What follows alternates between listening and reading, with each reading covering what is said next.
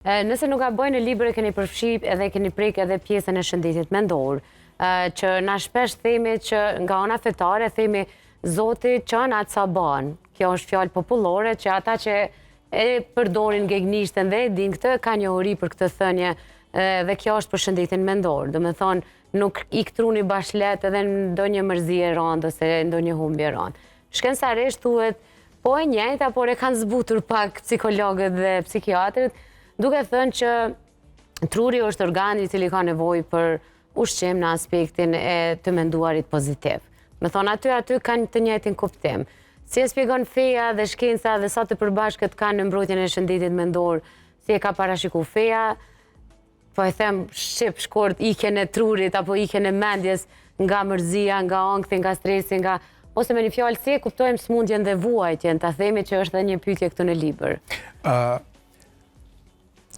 Truri në aspektin shkencor është ndërtuar pothuajse me një obligim plot që ta dirigjoj organizmin. Nëse marrim trurin si shkencë, truri është komplet i bardhë, sikur ulësja tani është komplet i bardhë, por çdo pjesë e ka një funksion të veçantë. Njëra për të folur, për të menduar, për të lexuar, për të kënduar dhe për të shkruar, apo njëra për shëndetin. Gjitha të thot e kanë funksion, por është komplet e njëjtë.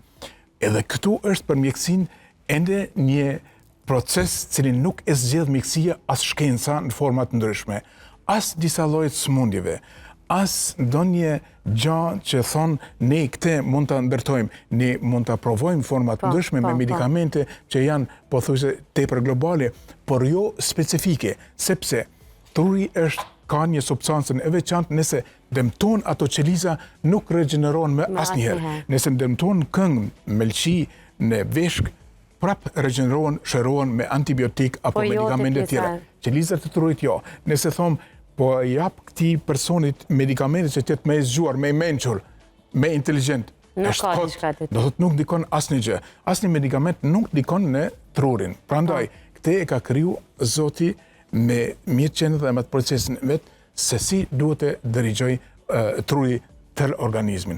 Prandaj, nëse në tru kemi gjithë atë që Zoti i ka fal, i ka dhuru personit për të jetu dhe i zhvillon norma caktuare me një besim plot, sepse unë them edhe ne jemi musliman, ne besojmë në Allahun dhe Muhamedit a.s.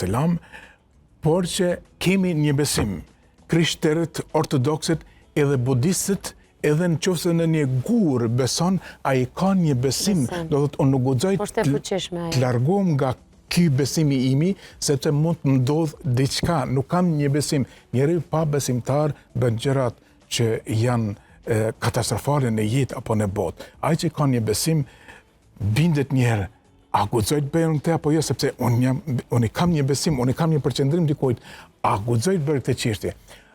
Dhe këto janë proceset shkencore. Në tru mund kem një gjakderdhje, një sulm tronor, një tumor, një dëmtim patologjik që njeriu tani mund përfundon.